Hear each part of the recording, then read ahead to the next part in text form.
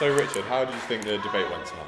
Yeah, I thought it went really well. It was interesting. There were lots of different debates on either side, and actually I felt quite confident that the YesToNUS team, me and Rachel Holland, the president of Leicester, got our points across well in terms of proving that NUS is stronger when it's got Leicester students in it, and that Leicester Students' Union is better off within NUS, so I think quite well. Great. Were you surprised by any of the points raised by the Leave campaign? No, I mean, a lot of these, people talk about, dissatisfaction of NUS just starting to happen now. Actually, the reason I got involved in National Union of Students is because the same debates that were happening a couple of years ago and a couple of years before were happening around democracy, around representation, and actually what we have seen over the last couple of years is real significant steps on those things, like the democracy view I was talking about, the affiliation fee model that we didn't get a chance to talk about today. So actually a lot of the debates are very similar, and often it just takes the opportunity to look someone in the whites of the eyes and say, listen, we understand this is a thing and we're doing this about that, and hopefully we can address the concerns that people have. Okay. And for those who might have missed the debate tonight, Sure.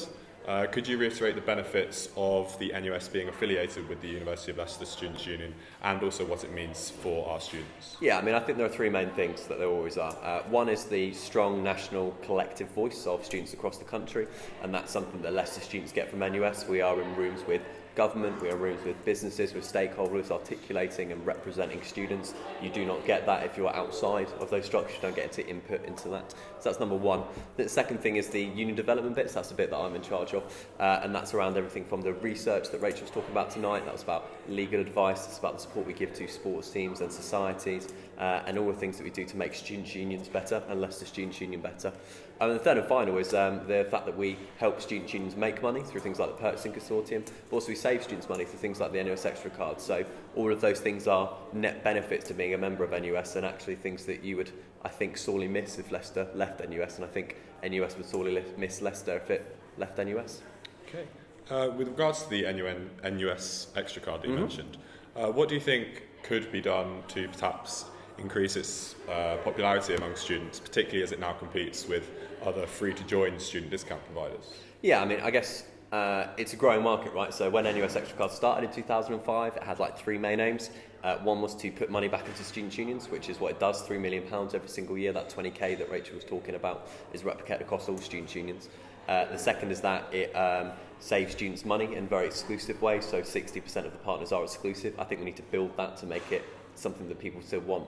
And the third is the environmental, sustainable bit of the fact that we use it to make companies that are transnational that wouldn't listen to students otherwise take on our concerns. So, I think it's a unique offering anyway. I don't think you get that of Unidays or other student discounts. I think, one, we need to be better at communicating some of that. But secondly, I think students want more and more day-to-day discounts. That's why I've got a discount with co-ops. So I think places like ASOS and different cinemas are good, but I think students want more and more day-to-day stuff, and I think they want exclusive deals. They want to see the benefit of paying the £12, not just the fact it goes back into their students' union, but for them as well. Sure. Do you think the NUS needs to become more vocal about how it represents students, with many students only recognising the National Union of Students for its extra card? Yeah, totally. Yeah, absolutely. It's very interesting to me, right? So I travel up and down the country regularly. I don't spend any time really in London where I'm based, and visited last year in my first time in office about 120 different student unions. In every single student union there is a banner, there is a poster, there is emails about NUS Extra Cards. We're not often as good as communicating all of the other different stuff that we do, and we absolutely need to work through student unions to make sure we do articulate that, because I think there are two different things with when students have concerns about NUS. One are really genuine, legitimate concerns about stuff that NUS is doing that we need to address. I think the anti-Semitism piece that we were talking about tonight is one of them. I think the democracy piece is another.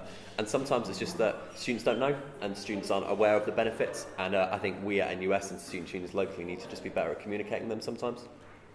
Okay, and do you think the NUS needs to improve its image, particularly in light of criticism of the unelected CEO's sizable salary and the presidential votes in which under 1 in 17,000 of its members voted? Yeah, I think it absolutely does need to rebuild credibility. I would be lying if I said that hadn't been knocked over the last 6 months. We felt that, and there are a number of things we're doing to try and address those things. When it comes to the presidential elections, again, I've always said quite publicly, I didn't vote for our current president. I voted for a different opponent. In a democracy, you don't win every single vote, and that's unfortunate. Every single students' union that's affiliated to NUS in the country got to vote on who their delegate was going to be that would vote on those people, and got to submit policy. So I guess my imploring of students up and down the country would be to make sure that they feel like their voice is being heard by voting, by standing, by submitting policy.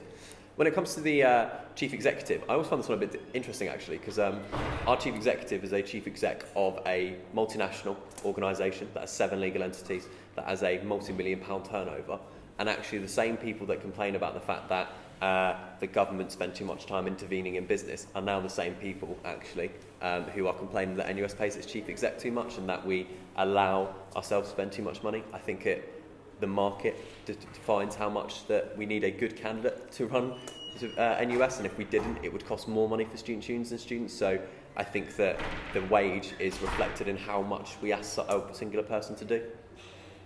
Okay, Richard, thank you very much for talking to us. Thank you very much for having me.